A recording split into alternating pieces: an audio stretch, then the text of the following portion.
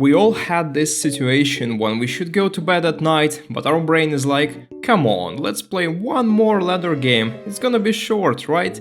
And then suddenly you find yourself in a standoff, where you can't just leave because your nasty opponent will get those precious MMR points, and the game goes on, it's really late and you hate yourself for that decision, but you gotta win the damn match. And we all had these games, but probably yours were not longer than an hour. But what if I tell you there was actually a professional esports match with two StarCraft 2 guys who spent 3 hours and almost 4 minutes to win one single map in a best of 3 series? It's the longest esports match in the history of gaming and StarCraft 2, but how did it actually happen? This is what I'm gonna tell you today. I'm an esports storyteller and we're getting started. Those overlords generating creep. Where is the mass of that creep coming from?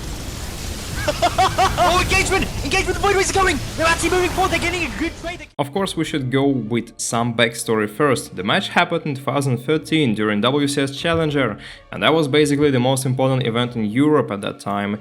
If you made it out of the group, you would get a spot in the Premier League with some good prize pools and coverage by ESL.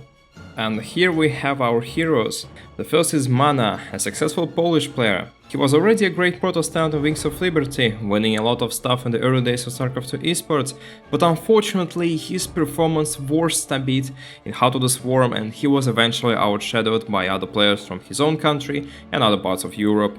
His opponent, on the other hand, was an up-and-coming player with little history. He was from France with the nickname FireCake, and Zerg was his favorite race.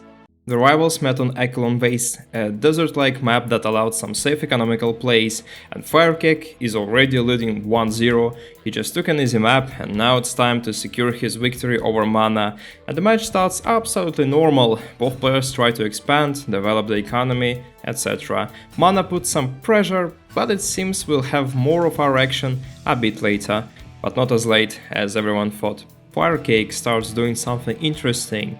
He puts some defensive structures on the outskirts of his bases and puts more focus on expanding with creep. Seems like he's not going to any all-in, it's fairly normal, and MaNa is going for best Protoss army composition with Colossi. But then the cursed building appears.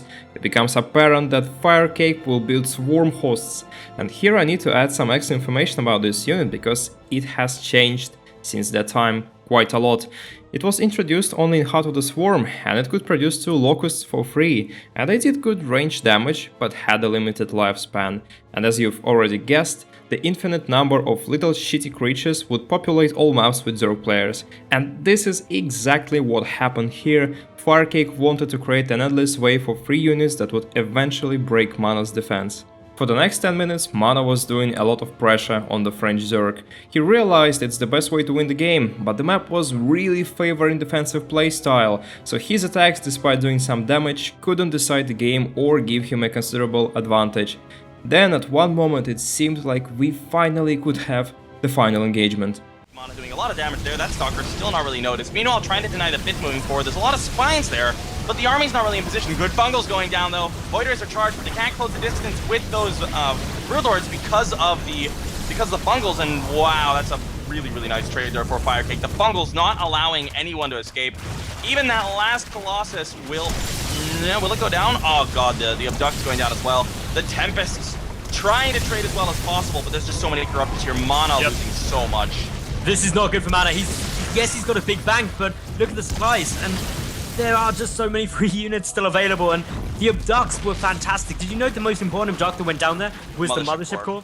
After losing the big fight, MaNa realized that he had no room for any other mistakes. He already lost twice as many resources as a Zerg player, so he needed to calm down a bit and find a way to finally break his opponent's defense, while also losing as few units as he could. However, it turned out to be a hard task. MaNa then chose to get more resources and deny FireCake's bases, so he was constantly poking the Zerg player, hoping to cause at least some damage and outmine the French camper. After 1 hour of not so intense back and forth fighting, both players find themselves in a zugzwang position. None of them could start a successful attack, and every attempt to break each other's defense would be just too risky. And then the game stalls. I have another tongue twister. Protoss Pro players propose propagating pylons perpetually forward. What? Let me try. I can't remember. Can you type that to me in Skype? It's on Twitter.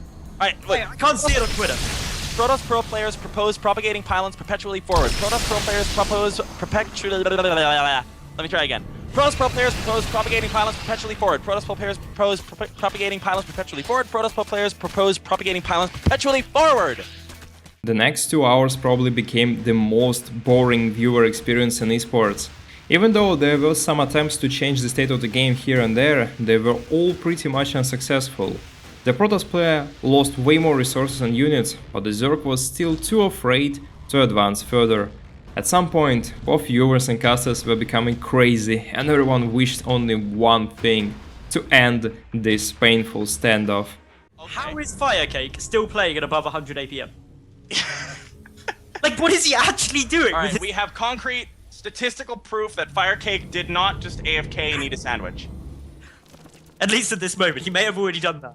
However, it wasn't a totally AFK game. FireCake still managed to do some damage, but it was so slow that players had more chance to die from an old age than actually decide who's gonna win the game.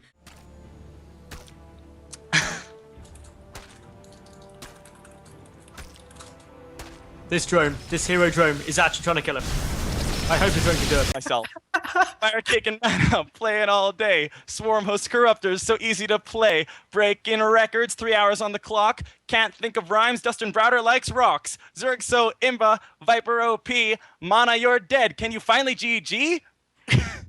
And at this point it was only about the mental state, who's gonna break first and make the huge mistake. And it was MaNa. I don't know the beat you want though. Time, please. I need it in 4/4 time. Just freaking do a beat with something. Engagement! We can't do this right now. There's actually locusts and infested terrorists. But, alright, we'll do it after this engagement, guys, I promise. I don't think this is going to be game ending, because I honestly don't think MaNa's going to really push too far. But he is using a lot of energy up from FireCake. A lot more energy being expended here from our Zerg player. A couple of really good bugs going down. The Void Rays, though, are not actually dying, doing some pretty good damage here. MaNa pushing forward, trying to do everything that he can to break through this finally. But FireCake is doing a very good job trading against this. Looks like MaNa is forced to pull on back. There may just be too many corruptors now. He may have enough to finish this game. The mothership goes down. This looks like it might be the end, Mattles.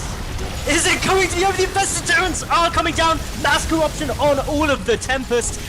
Things are dying. FireCake, he's pushing into it. MaNa, he extended just a bit too far. The Corruptor count is still up at 15, but it's getting one-shotted every time those Tempests turn, but they are on the way, Mattles. A Muta Remax.